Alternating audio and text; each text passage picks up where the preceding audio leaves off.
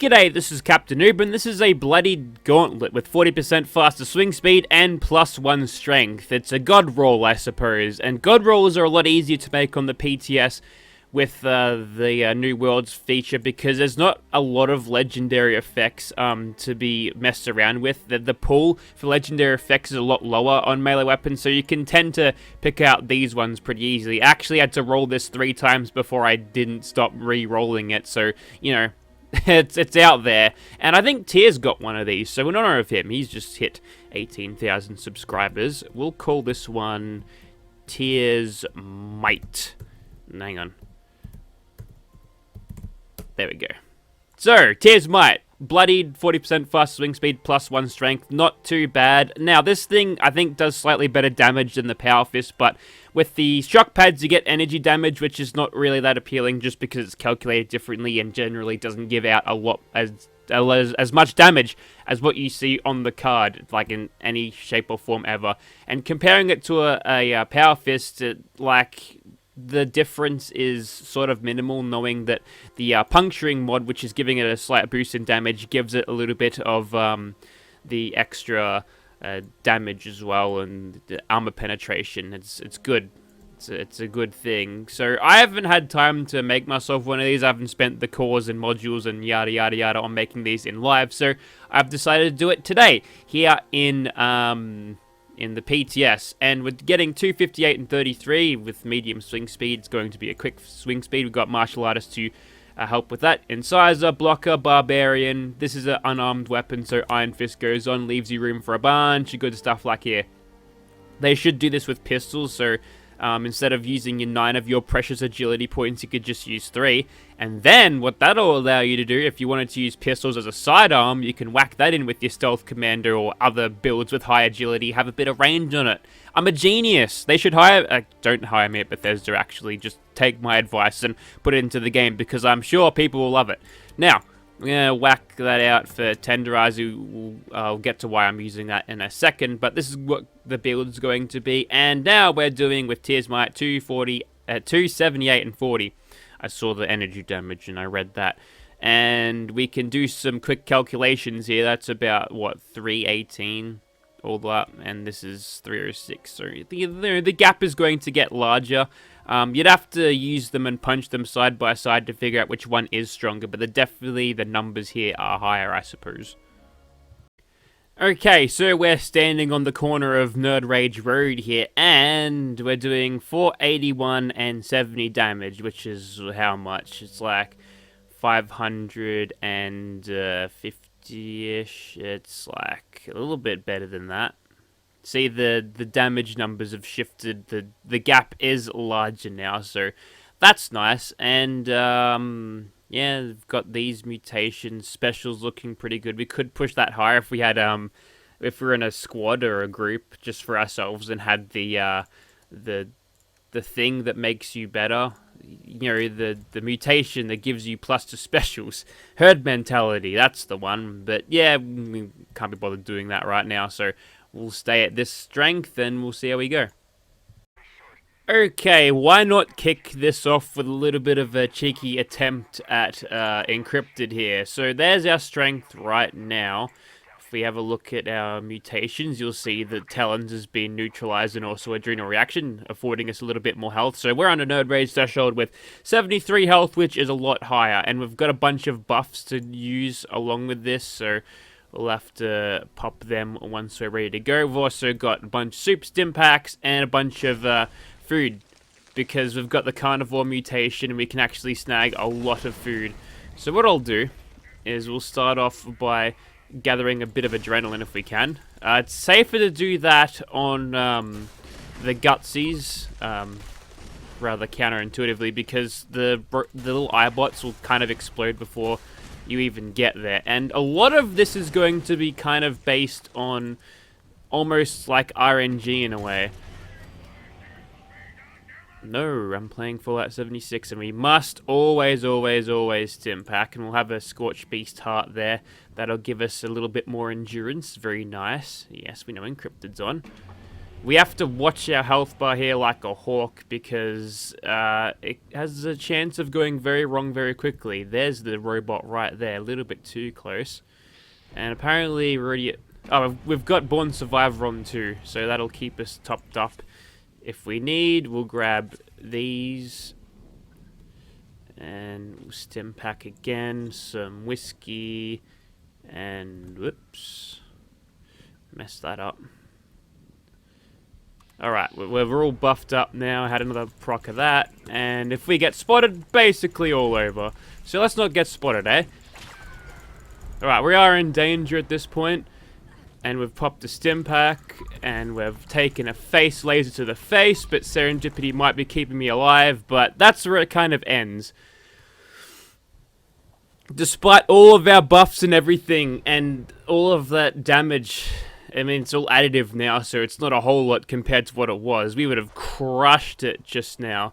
Now, the thing is, with this is, what'll happen now is, it'll have its head laser already charged up. So, we gotta do this nice and quickly here, if we can, ooh, see, right there. And that is going to not uncharge itself, despite recently being fired there. So, yeah, we're in a bit of strife. We'll have another shot of Psycho Buff, because why not? And I just picked up some of that useless crap. If we can knock a few robots out here, just to gain some slight adrenaline advantage, that'd be good. There's the robot over there. I'm just going to hit it like that. See if we can get the follow-through bonus on it. I doubt it.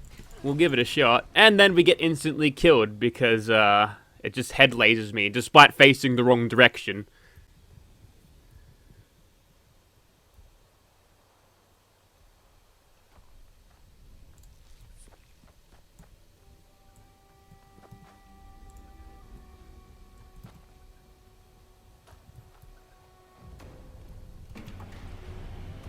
And we're on again. About to be face lasered. There it is. You'll note that my health is a bit higher now. We're at the point where I can't really assassinate it at low health, so we'll keep popping these stim packs and hopefully these chems will stay online. We'll have some more Scorch Beast stuff and then we're already at full health here. Oh, it hasn't healed yet. We've only got a 2-second window and we survived. Yes, but it's gonna head laser again because it's a piece of shit.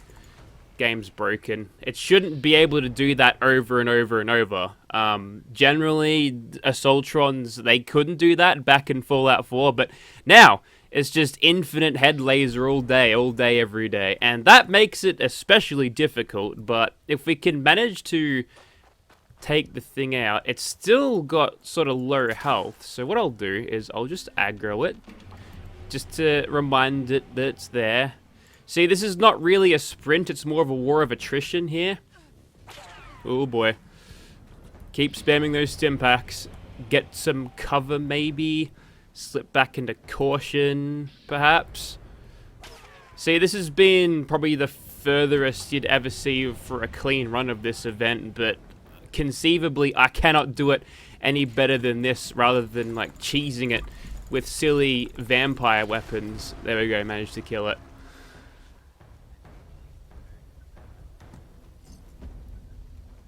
Melee being as underpowered as it is, go back and watch my Bloodied Explosive Crusader pistol video and note the difference. Bethesda desperately needs to buff this because even despite all of the extra power we gave ourselves there, even before we got hit down for the first time, it just wasn't enough. And the fact that it's bugged and head lasers at will kind of sucks as well, but you know, that's just been in Fallout 76 for ages at this point. But regardless of that, managed to get the job done in less than astounding fashion. I wouldn't say I'm happy with it, but the job's done. It was a bit of a rough one. Okay, so welcome to the inside of Justin Timberlake's recording studio. This will look like the paddle, power fist, gauntlet thingy, wearing the strongman outfit, which you can get from the Christmas presents, because I had to make a bunch of them. And I'll tell you why I did. It's so I could get the mutation serum recipes. I could buy them from the Modus guy down near White Springs, because I wanted to get rid of a couple of hurtful mutations, and Talons is a big one because that robs you of like 4 agility if you don't have anything in Class Freak to keep it down. So we're a little bit more agile than usual. I don't know why Talons would make you less agile. I think of Talons, I think of Eagles, and I gotta say, they're probably a little bit more on the agile side. I can't think of much else that has talons that aren't birds. I mean, there's a couple other things, right? Could you say that Deathclaws have talons? They're pretty agile. They're big boys, but they can fucking turn a quick corner, I reckon. Anyways, time to stim pack. Oh, come on, this stim pack animation's gonna get me killed one day. But yeah, everything was going alright, and then I decided to stop sneaking, and then I just started getting wrecked. It's like these defensive perks don't want to proc none. Now I do. Stay up. That's okay. We can just gradually heal everything off and just sort of out-tank them that way. If we did want to, like, cheese this just by sneaking, we could, but you've got the DPS to do okay against these guys. You're only going to be one-shotting them when you get a lucky proc from my legendary perks, which I neglected to show off. I should probably show that off afterwards, but yeah, melee feels super underpowered. I'm gonna probably say that every single time I do melee until they fix it, or if they fix it, but it's just nowhere near as good as what it was. It's nowhere near as fun as it was to play. If I'm sitting at this health threshold, I need to be killing stuff in one shot, otherwise I'm going to be dying over and over. I mean, we don't have any range at all. We could switch to other weapons if I had 3 extra points to put in a full rank of Gorilla. I'd love to have a 10mm pistol on my hip, but I don't have that because they haven't changed the game that way yet. But everything's going pretty well so far, considering. I just wish they'd just buff it up a little bit. And we're really pushing this to the absolute maximum here, and we can't even one-shot these dudes at great difficulty and possibly danger to ourselves. So it's going to be easier against the ghouls, but they attack you and hurt you in other ways. Alright, good old-fashioned ghoul barb roll, and also with teleportation. It's pretty neat. I'm also just going to do a quick little Radex there. Anyway, so the way you do this is you grab your ghouls and you grab a couple more, and then you all can meet them in the middle of the hall. Which you left, the air is thick, the ghouls are coming from the right, but if you go down to the stairs, you'll hit them all night. Now, come at me, ghouls. There we go. See, the melee thing sort of shines in these crowd control situations where you can get a lucky, that's it, and I didn't show off the legendary perks, but I'm going to mention them again. I'm going to try to not to forget. There we go, there's the radiation damage, bad, bad, bad. That's okay, we can go in third person, just like not even punch them, but punch them sometimes. It's alright, we got that one back by missing him, despite hitting him. The pool table got in the way. But yeah, you can explode. The explosion sometimes goes through geometry, and I've found that if I kill ghouls on the upper floor, it'll kill them nice and easily down here, which is a nice little thing. Hey, it's a Wendigo! Nice one shot there. We've got a critical strike as well. And an explosion, or possibly 2. I'm not sure if you can stack the hack and slash explosions with the explosive fist explosions. I have to assume that you can, because sometimes, like, the damage is a bunch of... It's like a variety. It's got a maximum or minimum level, kind of like your old Fallout games where you can roll for a certain amount of damage, and it's not a guaranteed number, but instead of, like, the damage fluctuating, thanks, air support, you're gone too, Bambi. See ya. Oof. Yeah, they didn't show that one on screen because that was a brutal fisting to the explosions. I don't know why I'm doing that. That's autopilot. I usually dump my gear here if I've got any. But that's okay. We're playing on the PTS where you don't need backpacks either, so that's fun. You can go away now, air support. Don't need you. But anyways, legendary perks, read 'em and weep tools. Now, instead of using something like follow through, which I've been told just doesn't work with melee weapons anyway, I've just boosted my luck up to 3, which has allowed me to chuck in Bloody Mess, along with Serendipity and Ricochet, these two perks that have been doing basically nothing this entire video, to be honest, because I haven't seen if they've even procced at all. But now I've re-equipped them, so they should work. So yeah, that was pretty nice. Against a bunch of squishier foes, melee does go pretty well there. I wonder if I can jump up and hit that. I'm gonna try. Nowhere close. Maybe if we had the super mutation, super marsupial mutation, we could get him. Alright, we've got the Enforcer perk still, but this will be more of the run up and hit them. It makes Marathoner a very strong perk for any melee builds, but you know, we're kind of filled up here. We don't have any room for lesser damage perks. Oh, I just stood on some berries that set me on fire. You could eat those. But yeah, as you are closing the distance, you know, you can't use any defensive perks like Dodgy, otherwise that'll kind of just stall you. So it's not really as versatile as you'd like it to be. What the hell are you doing, mate? That's what I thought. You wouldn't come at me running with a bat when Punchy was going to punch you in the head. Tired of chasing this dumbass around. Full Benny Hill chase. I don't know where the crazy laser gun guy went, or whether he actually spawned it, or maybe he spawned with a plasma gun today and was easily killed there. I'll just count the adrenaline. Yeah, okay. We got full adrenaline. We'll use this against Swan down here. We'll just punch him in the face. He's going to be crouching down, but I'm thinking we can get him before he gets up. Really hope we can. But if not, we can fall back on Enforcer, which we're going to be using a little bit more next clip. 10 damage. This is a little bit of... There we go. There's Serendipity. Doing nothing until that point. I think it procced twice in a row. Lucky me. Well, it worked. It wasn't the most cleanest kill there, but we didn't manage to take that much damage at all, if any at all. We probably would have got one-shotted, actually. Alright. It's crab time, and this might be dangerous. I should probably sneak this, especially when we've got Myalurk Kings about. But you can sometimes get up and sprint for a few steps if you know you're going to be safe. That's generally just sort of a game sense. There's a king. Oh, I thought he didn't die just for a second just then. We're in danger. Got no idea from. There's the other king. He's fighting some crackheads. That's good. We'll just quickly sneak to him. We're back into caution, but he's aggro anyway, so no crits for me.